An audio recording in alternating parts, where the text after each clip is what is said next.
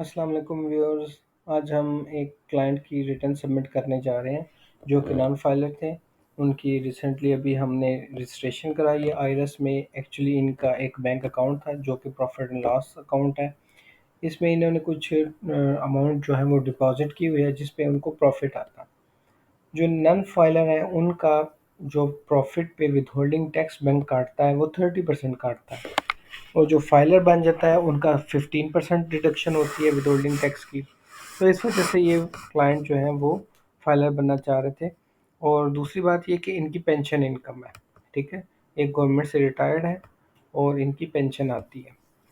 तो आज हम देखेंगे कि एक पेंशनर की इनकम टैक्स रिटर्न कैसे सबमिट करते हैं, और इसके साथ ही हम देखेंगे कि अगर जिसकी प्रॉफिट आता है बैंक में, उस प्रॉफिट को कैसे इनकॉर्पोरेट करना है और उसमें जो उन्होंने टैक्स पे किया उसको कैसे इनकॉर्पोरेट करना है।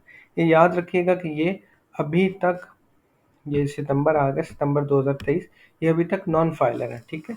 तो इस वजह से बैंक इनका 30% टैक्स काटता रहा।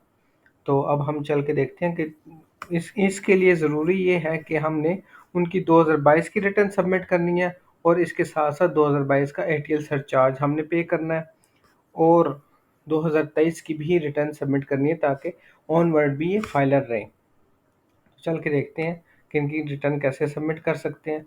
यहाँ पे file your income tax return में क्लिक करते हैं, 2022 लिखते हैं।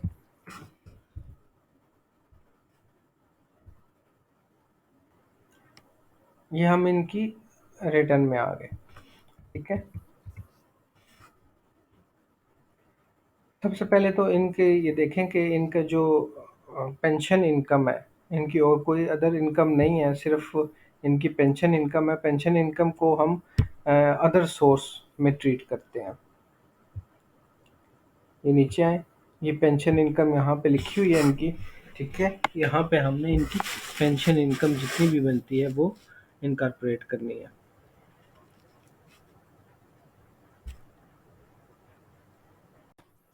तो यह पेंशन इनकम में आए हैं हम, ठीक है। यहाँ पे अभी हम इनकी पेंशन मेंशन करेंगे जो कि 2022 में, जुलाई 2021 से लेके जून 2022 तक इन्होंने जो पेंशन रिसीव की है बैंक में, वो हम यहाँ पे मेंशन कर देंगे, जो कि है 9,54,960 रुपये, ठीक है। क्योंकि ये पेंशन है, ये एक पेंशन ले रहे हैं, ठीक है। अगर दो पेंशन होती तो जो ज़्यादा पेंशन है वो एग्जेम्प्ट होती, और जो कम पेंशन है वो एग्जाम्प्ट ना होती।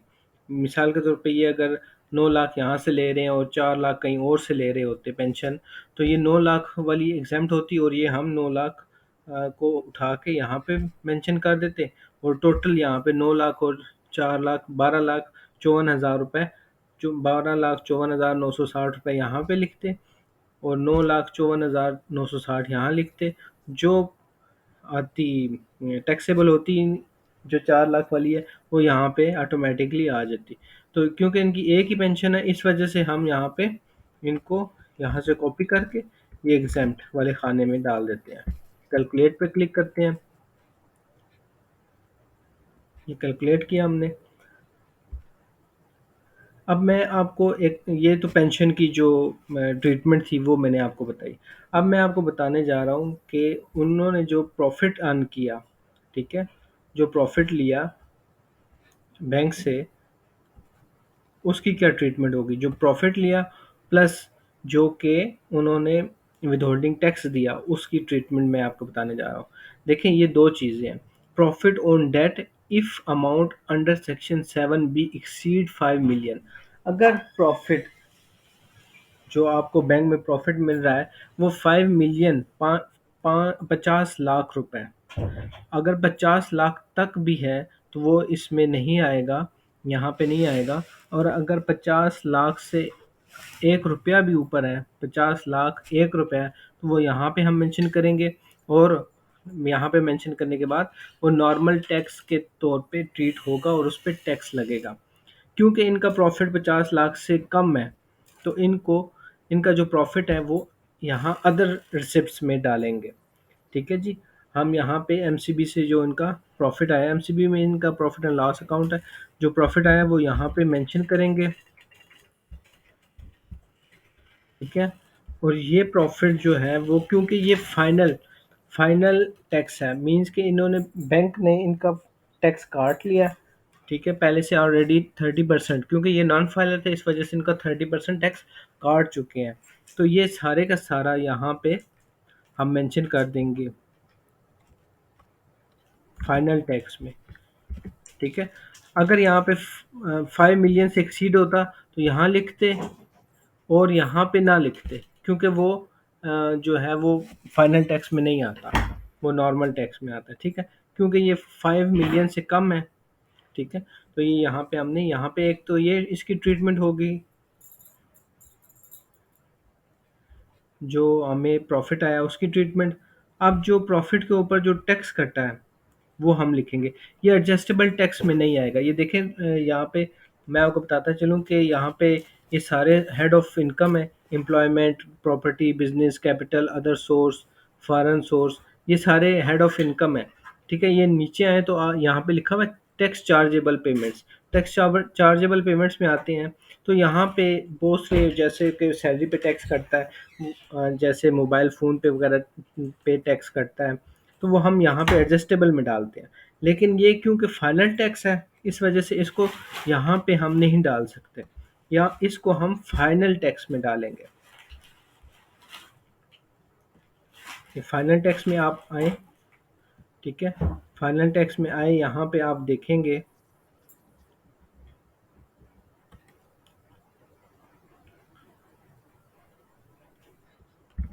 यहाँ पे आप बेशक सर्च कर लें, 7B को सर्च करें, तो यहाँ पे ये देखें लिखा हुआ आया, इसका कोड है 64310056। Profit on debt under section 7B, amount not exceeding 5 million. ठीक है, अमाउंट जो कि 5 मिलियन से एक्सीड नहीं कर रही वो हमने लिखनी है। ठीक है, यहाँ पे हम आते हैं, क्लिक करते हैं, ये अभी हमसे मांग रहा है कि उस जो बैंक है जिसमें इन्वेस्टमेंट की है उसका अकाउंट नंबर वगैरह क्या है। ठीक है, वो अभी हम अकाउंट नंबर इसमें डाल देते हैं, जो भी बैंक में अकाउंट नंबर है।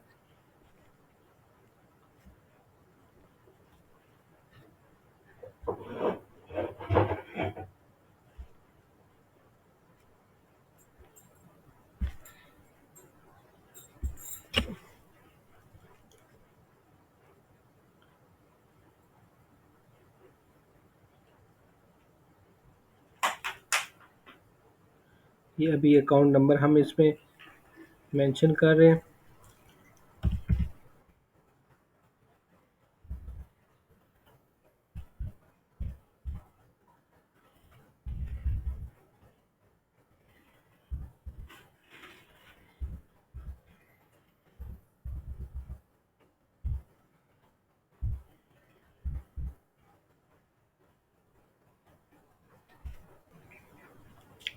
ये यहाँ पे हम लिखते हैं प्रॉफिट एंड लॉस अकाउंट।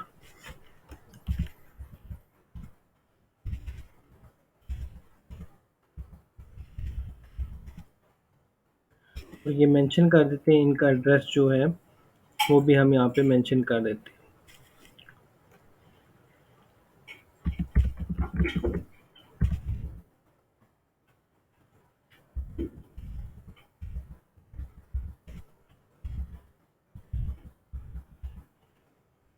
तो ये एड्रेस भी हमने मेंशन कर दिया, और यहाँ पे अभी हम इनकी अमाउंट लिखते हैं। ये इनकी प्रॉफिट की अमाउंट आ गई, और यहाँ पे जो विदहोल्डिंग टैक्स डिडक्शन हुई है इनकी 72260, 30% इनकी डिडक्शन हुई है। ये देखें, कैलकुलेट प्रेस करते हैं, यहाँ पे ये देखें कि हमने जो टैक्स डाला है, टैक्स कलेक्टेड डिडक्टेड, ये 72,000 इनका टैक्स कटा है। लेकिन सिस्टम ने बना के दिया 36,130 रुपये। सिस्टम ने 15% के हिसाब से बना के दिया, लेकिन इनका टैक्स बैंक ने 30% काटा है, क्योंकि ये नॉन नॉन फाइलर थे। ठीक है, आपने ऐसे ही लिखना है, आपने 36,000 नहीं डाल देना उसमें, क्योंकि आपका टैक्स 30% के हिसाब से कटा है, ना कि 15% के हिसाब से। ठीक है, अब यहाँ पे आप जाएं, कंपटीशन में जाते हैं, कंपटीशन में देखें इनका रिफंडेबल बन रहा होगा, इनका रिफंडेबल बनेगा। ये देखें, क्योंकि पेंशन जो है वो एग्जेम्प्ट है, इस वजह से यहाँ पे जो है वो टैक्स नहीं है पेंशन पे। और यहाँ पे ये देखें 72,260 रुपये हमने टैक्स पे किया और 36,130 रुपये हमारा रिफंड बन गया। ठीक है जी।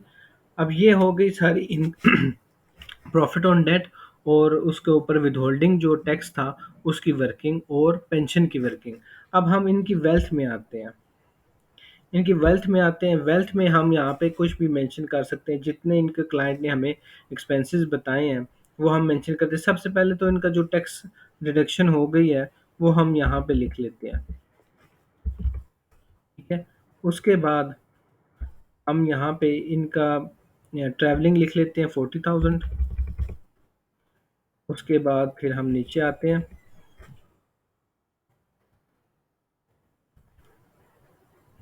इलेक्ट्रिसिटी एक्सपेंसेस जो है इनके हम 80,000 डाल रहे हैं। गैस के एक्सपेंसेस 10,000। टेलीफोन के एक्सपेंसेस जो हैं वो 6,000 डाल रहे हैं।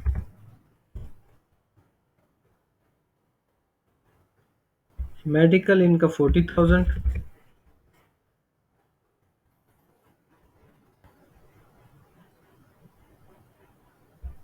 फंक्शन एंड गैदरिंग पे 50,000 हम डाल रहे हैं।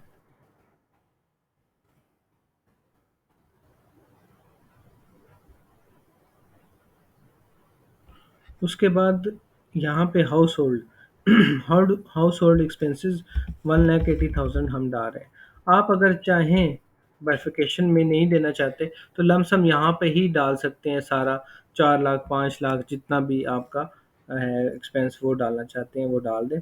तो अब यहाँ पे लिखा हुआ है एंड में contribution in expenses by family member, क्योंकि ये खातून है तो इनका फैमिली मेम्बर्स जो हैं वो इनके हस्बैंड जो हैं इनके बेटे जो हैं ये उनको सपोर्ट करते हैं। ठीक है। तो उनकी तरफ से भी कुछ एक्सपेंसेस होते हैं, वो उनको सपोर्ट के तौर पे वो करते हैं। 3.5 लाख रुपए उन्होंने इनका एक्सपेंसेस बियर के, ये जितने भी एक्सपेंसेस थे इसमें से उन्होंने बियर किए एक्सपेंसेस। ठीक है जी। अब ये इनके ये एक्सपेंसेस 1,28,000 ये अपनी जेब से देती हैं, बाकी जो है वो इनके फैमिली मेम्बर्स जो हैं वो इनको सपोर्ट करते हैं। एनी हाउ, अब ये एक्सपेंसेस करने के बाद हम यहाँ नीचे आते हैं। यहाँ पे है personal assets liabilities. Personal assets liabilities में मैं आपको बताता चलूँ कि इनके जो बैंक था वो हम मेंशन करेंगे, इनके जितने भी एसेट्स हैं वो हमने मेंशन करने हैं। ठीक है जी। ये सारे जो इनके एक्सपेंसेस वगैरह हैं वो मेंशन हम कर चुके हैं ऑलरेडी। अब हम एसेट्स और लायबिलिटीज़ मेंशन करेंगे। मैं आपको एक चीज़ बताऊं कि यहाँ से इनका जो बैंक की डिटेल है वो हम कॉपी कर लेते हैं।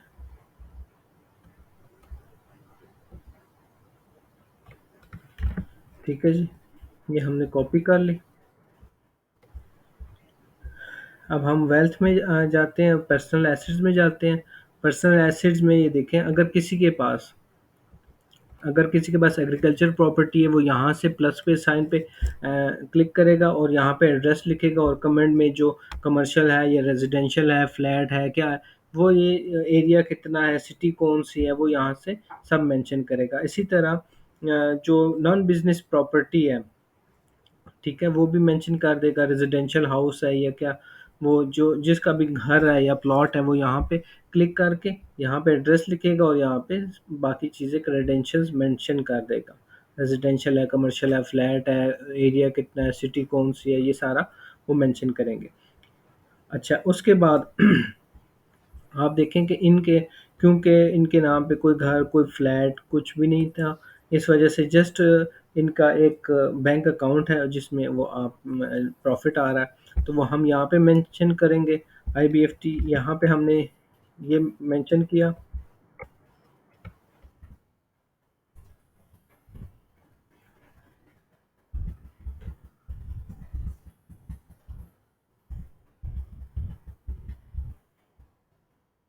ठीक है, ये हमने यहाँ पे मेंशन कर दिया ये।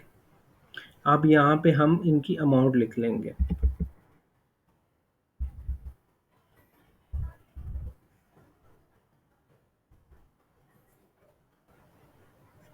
ये अभी हमने अमाउंट लिख ली। अब इसके बाद उनका कोई डेट वगैरह का, कोई इस तरह का डिपॉजिट या रीपेमेंट वगैरह का कोई सिलसिला नहीं है, जो जिनको उन्होंने कोई लोन वगैरह दिया हो, ऐसा कुछ नहीं है। मोटर व्हीकल उनके नाम पे नहीं है। प्रीशियस आइटम में कुछ इस तरह खास नहीं है। हाउस होल्ड इफेक्ट्स जो हैं वो हम लिख लेते हैं 2,50,000 रुपये हाउस होल्ड इफेक्ट्स हैं। पर्सनल आइटम्स मोबाइल वगैरह जिस तरह हो गए, इसमें ये 1 लाख लिख लेते हैं। ठीक है जी। उसके बाद हम देखते हैं कि नीचे अब आते हैं तो यहाँ पे कैश वगैरह का सूरत हाल है। मैं आपको इसको बाद में करके बताता हूँ कि इसको रिकनसाइल कैसे करते हैं। अब यहाँ तक हमने लिख लिए, इनके एसेट्स लिख लिए, लायबिलिटीज़ ये देखें एसेट्स लिख लिए, कैश को छोड़ दें अभी।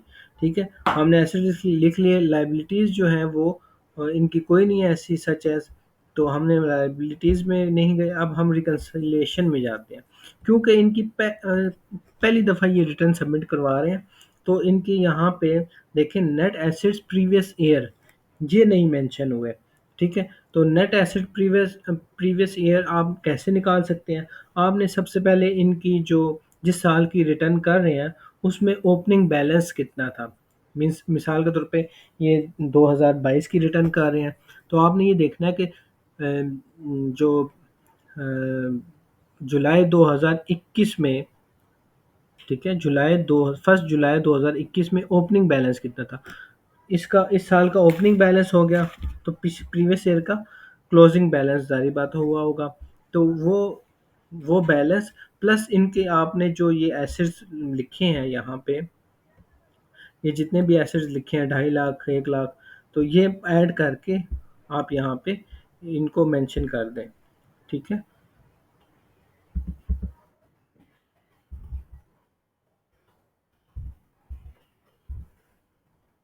ये आपने मेंशन कर दिया।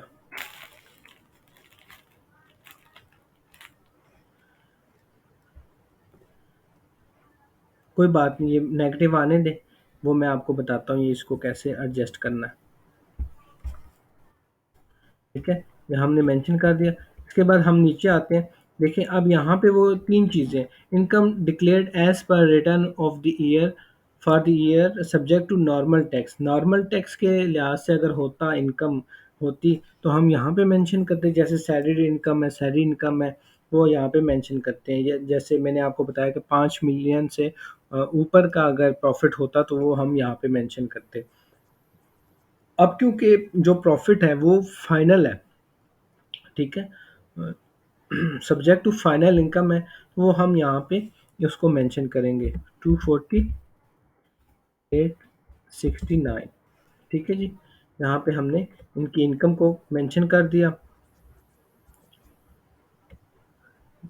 अब हम इसको कैलकुलेट करते हैं। ये देखें 149,615 ये इनका नेगेटिव बैलेंस आ रहा है। ठीक है, अब इसको हम कैसे रिकंसाइल कर सकते हैं 149,615। अब हम यहाँ पे जाते हैं, जो मैंने आपको बताया था कि कैश को अभी छोड़ दें, ये सारा आप कैश में डाल दें। ये आप कैश में डाल के इसको कैलकुलेट करें। आपने बार बार कैलकुलेट के बटन पे क्लिक करते रहना है, ताकि वो सेव भी होता रहे। ठीक है, ये देखिए अब ज़ीरो आ गया। आप जब तक यहाँ पे ज़ीरो नहीं आएगा, अनरिकनसाइल्ड अमाउंट जो है ये वाली, जब तक ये ज़ीरो नहीं आएगी आपकी रिटर्न सबमिट नहीं हो सकती। ठीक है, अभी हमने ये यहाँ पे सब कुछ मेंशन कर दिया, इनका प्रीवियस ईयर का भी कर दिया, सब कुछ कर दिया। तो अब जो है वो हम इनकी रिटर्न सबमिट कर सकते हैं। इसके लिए हम सबसे पहले सेव करेंगे। सेव करने के बाद हम इनकी रिटर्न को सेव कर लिया। एक दफ़ा अगर आप पढ़ना चाहते हैं, दोबारा से देखना चाहते हैं तो दोबारा से देख भी लें। अदर सोर्स में जाके मैंने क्या किया, अदर सोर्स में जाके एक तो इनकी जो प्रॉफिट है वो मेंशन किया अदर रिसिप्ट में, और दूसरा इनकी पेंशन मेंशन की। ठीक है, उसके बाद हमने टैक्स चार्जेबल में जाके फाइनल में जाके इनका एक तो ये 240 लिखा जो इनकी रिसिप्ट थी, प्रॉफिट था, उसके साथ ही हमने इनका टैक्स भी लिख दिया। ठीक है, अब हम इसको सबमिट करने जा रहे हैं। ये सबमिट के बटन पे क्लिक करें, ये आपसे पिन मांगेगा। ठीक है, पिन जो आपको क्लाइंट ने बताया वही डालें और इसको सबमिट कर दें। ठीक है, ये हमने सबमिट कर दी, इनकी रिटर्न सबमिट हो गई है।